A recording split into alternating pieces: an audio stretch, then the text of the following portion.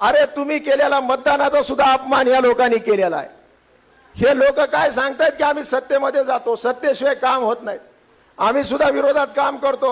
अरे तुमच्यात धमक असेल, तुमच्यात ताकद असेल तर विरोधात राहून सुद्धा तुम्हाला काम करता येते।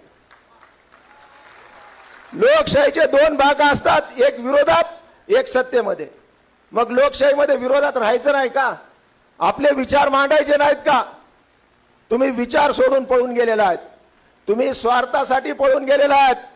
तुम्ही किती रुपये घेतले ते सगळ्या जनतेला माहिती आहे, म्हणून तुम्ही आम्हाला ज्ञान शिकू नका।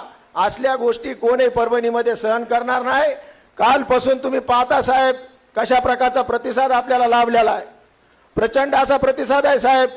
तुम्ही काळजी करू नका, इथला खासदार जाऊ द्या, पण इथले चारही आमदार निवडून आणण्याचं काम आम्ही सर्वजण केल्याशिवाय राहणार। शिवसेनेला मान्यता